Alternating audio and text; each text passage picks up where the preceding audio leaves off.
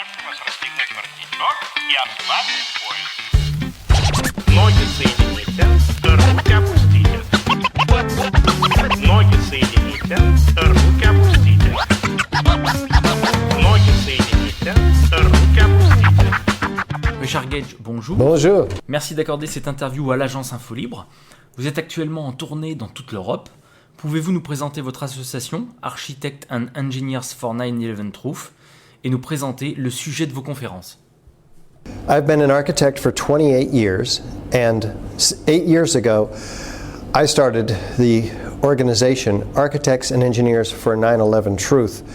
We now have 2,300 architects and engineers demanding a new investigation of the destruction of all 3 World Trade Center skyscrapers on 9/11. Most architects and engineers and most everybody around the world knows nothing about the 3rd skyscraper that came down that day, World Trade Center Building 7, which drops like a rock in the afternoon of 9/11, not having been hit by an airplane, but straight down, uniformly, symmetrically, into its own footprint in under 7 seconds. Now, we're told that this building had large fires in it, but every video and photo shows small and scattered fires. Small, not even large fires have ever brought down a skyscraper, though. Not one skyscraper in history has ever come down due to fire. Several have come down due to explosive controlled demolition, and that's exactly what this building looks like. So, why didn't NIST, the National Institute of Standards and Technology, who was tasked with explaining the destruction of these skyscrapers, examine seriously the hypothesis of explosive controlled demolition, especially since it looks exactly like one, and no skyscraper has come down due to fires ever in history. So we want a new investigation of Building 7, but also the Twin Towers. Est-ce que vous abordez le sujet des Twin Towers dans vos conférences? Est-ce que vous pouvez expliquer en quoi la version officielle n'est pas plausible? Yes, we talk about the Twin Towers, and many people died in the Twin Towers. All of us were in shock about the deaths and the destruction of the Twin Towers. And so we're in pain. We don't want to go back there and discuss it's very difficult, not just for firefighters, but all Americans and many people around the world. It causes us pain. We were under shock and awe on that morning. So this is why we start with Building 7, because we don't have the emotional trauma associated with the destruction of the Twin Towers. In fact, most people don't know anything about the 3rd worst structural failure in modern history. So we talk about Building 7 first, then we talk about the Twin Towers, which are even more clearly a controlled demolition, because the Twin Towers, in the first 4 seconds, each of them looks exactly like an explosive controlled demolition also. They come down above the point of jet plane impacts. In the case of the North Tower, it telescopes down on itself before there's any pushing down to the rest of the structure. We're told that the upper part drove the rest of the building down. Well, that's not what happens. It's destroying itself in the first 4 seconds. After first responders and hundreds of others hear and see explosions. So we have got to have a real investigation that looks at the video testimony, the testimony of the first responders, the videos of the collapse, because after 4 seconds, what happens is that we have explosions hurling 4-ton structural steel perimeter sections out of this building 90 kilometers per hour in every direction, upward, outward, arching streamers, a geometry of fireworks, landing 200 meters in every direction. So this building is tearing itself apart at almost free fall acceleration from the top near the top to the bottom. There's 110 floors missing in each of these towers. Each of them are an acre in size. 90,000 tons of concrete is being pulverized in midair in these giant plumes of powdered concrete, which lands river to river across lower Manhattan. So inside of this concrete, officials like the U.S. Geological Survey and R.J. Lee, a consulting firm doing toxicological studies on the dust, find billions of iron microspheres, previously molten iron microspheres, and molten iron also in the pools underneath all three buildings. This phenomena cannot be created by normal office fires or by jet fuel. Something else is causing molten iron, or as the first responders call it, molten steel. Rivers of it they find, pools of it they find. It lasted for months. Well, this turns out to be molten iron, not molten steel. Molten iron is the byproduct of thermite. Thermite is an incendiary used by the military to cut through steel like a hot knife through butter. So if we have the evidence of incendiaries, which work by means of heat, which is a requirement of the investigation journal or manual by the NFPA, National Fire Protection Association, that requires agencies like NIST to look for incendiaries, and yet they didn't. They say we found no evidence for explosives or incendiaries. Later they acknowledge that they never looked for it. Well, you can't find what you're not looking for. This is the reason we have 2,300 architects and engineers demanding a new investigation now. So what else do they find in the World Trade Center dust? A small team of scientists led by Niels Harrit in Copenhagen find in all the independently collected samples that they have small red-gray chips of nanothermite, a very sophisticated form of thermite with particles that are 1,000 times smaller than the human hair. So this should not be found in the World Trade Center dust at all. It should not be there. This is not made, this is made only by the most sophisticated advanced defense contracting laboratories, a material that was developed prior to 9/11 with the help of Lawrence Livermore Laboratory, Los Alamos Laboratory. So this is all documented in a 25-page peer-reviewed paper in the Bentham Open Chemical Physics Journal. So these are among the core pieces of evidence that cause almost every architect and engineer and just about everybody else that we have the opportunity to present to call for a new investigation, and in fact a new investigation of NIST themselves. Je vais me faire l'avocat du diable, je suis allé sur internet pour voir ce que vos contradicteurs répondent à votre thèse. Selon eux, l'incendie de la tour 7 n'était pas mineur et a duré 7 heures. Les pompiers ont abandonné la lutte contre le feu au bout de 2 heures. Comme les fondations du bâtiment 7 reposaient sur 2 structures différentes, le fait que 6 étages soient ravagés par les flammes et que la structure soit moins solide qu'il n'y paraît, est-ce que cela ne pourrait pas expliquer l'effondrement ? The videos and the photographs show small and scattered fires. So we do not believe anybody who contradicts the video and the photos about how big these fires were. The firemen were told not to fight the fire. They were told that the building had structural damage. So they never tried fighting the fire. NIST says that the collapse initiation was on floor 12. The unusual structure of this building, which had a large truss that spanned over the Con Edison substation, electrical substation, were it on fire, which NIST says it was not, had it been compromised, the building would have fallen over to the side. But NIST concentrates its collapse initiation theory on the 12th floor. They say large span beams, approximately 12 meters I think, pushed a girder off of its seat on column 12 and then collapsed, causing floor 13 to fall on 12, 12 on 10, and so on for 9 floors, causing this column 79 to buckle, causing the inside of the building to cave in, and then after about 16 seconds or so, then the overall building, according to their theory, collapses. None of this is true, however, for a variety of reasons. Shall I give you the reasons?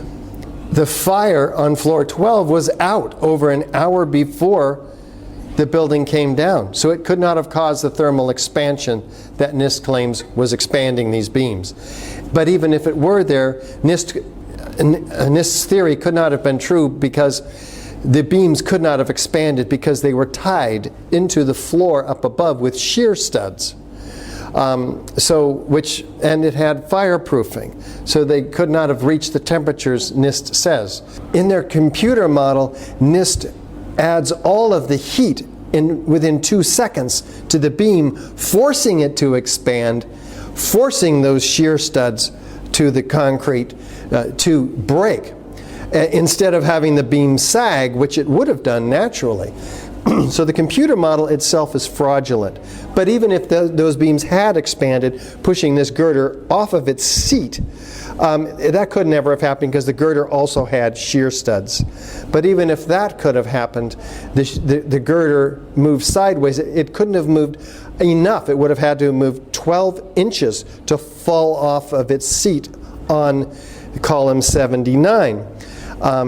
Because that couldn't have happened because there were stiffeners, according to the shop drawings, that NIST actually omitted from their computer model because it would have reinforced the flange of the girder, and the flange wouldn't have folded, falling off of its seat after being only pushed halfway off of its seat.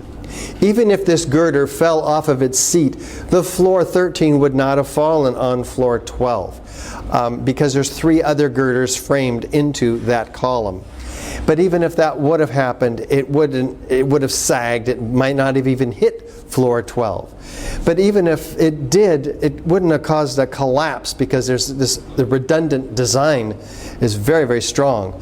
And even if that would have happened, we wouldn't have had an interior caving collapse like NIST claims, because that would have pushed in and made massive warping on the perimeter structure, breaking of granite panels and windows that we would have seen on the videos, but none of that was seen. A few windows are broken here and there. It would have warped massively. And then the building would have, tipped over in a natural collapse. But none of that happened. What we see is the building coming straight down uniformly from top to bottom in about 7 seconds. Travaillez-vous aujourd'hui encore sur le cas du bâtiment 7 ou pensez-vous être en position de toutes les preuves possibles? We are indeed doing additional research on World Trade Center, such as a finite element analysis, which is a computer analysis, which will prove that the building could not have come down symmetrically at free fall acceleration according to normal office fires, because normal office fires would have to have removed all 80 columns at once on each of at least 8 floors in order for this building to fall symmetrically at free fall. But we will also be showing what could have produced the free fall symmetrical destruction of Building 7, which is a controlled demolition. So this is an important piece of research work with finite element analysis that the computer program will help quite a bit. It's a very expensive, involved, complex program. It'll take us probably another year. But we have all the evidence we need right now to convict a lot of people in a court of law pursuing justice for the cover-up of the crime of the century for the destruction of all 3 World Trade Center skyscrapers. Vous dites que vous serez en possession de preuves supplémentaires dans 1 an. Qu'est-ce qui vous empêchera d'aller en justice afin de faire éclater cette affaire? There have been several legal efforts to get justice. We don't have an infinite supply of money. We are a small organization. Yes, we have 2,300 architects and engineers, and we have thousands of others, but we don't have the funds necessary to hire an extremely good lawyer to see a high-profile case through to its end yet. D'autres associations existent, comme les Pilotes for 9/11 Truth. Est-ce que vous voudriez pas vous associer afin de créer une structure plus importante? We do indeed have relationships with firefighters for 9/11 Truth. It was modeled after our organization. Our organization was modeled after Scholars for 9/11 Truth and Justice. There is Pilots for 9/11 Truth, and we are in association. But there are some disagreements between some of these organizations too. Vous restez concentré sur le World Trade Center 7, mais qu'en est-il du Pentagone? Est-ce que votre organisation travaille également sur ce sujet, étant donné l'impossibilité physique, le trou dans le Pentagone juste après l'impact, a un diamètre inférieur du fuselage de l'avion? All of us in the 9/11 Truth movement want a new investigation of what did or didn't hit the Pentagon. All of us agree that the Pentagon is withholding high-resolution footage from cameras that would show exactly what did or didn't hit the Pentagon. All of us agree that the flight that was alleged to have come into the Pentagon could not have been flown by an inexperienced pilot who failed Cessna flying school, Hani Hanjour in this case. All of us agree that it would be impossible for this plane to hit its target without a stand down on the part of the defense department. That this plane could not have come in a 270-degree arc around the Pentagon, descending 3,000 feet per minute and hitting where? The auditing department of the Pentagon that was looking for the $2.3 trillion that was missing from the Pentagon budget. Avez-vous espoir que des documents seront déclassifiés dans les années à venir? Yes, in fact, we are suing the NIST, the National Institute of Standards and Technology, and FEMA for the release of all of their videos and written notes from their initial investigations following 9/11. This information cannot be withheld because it is not classified. So they have nevertheless withheld it against the law.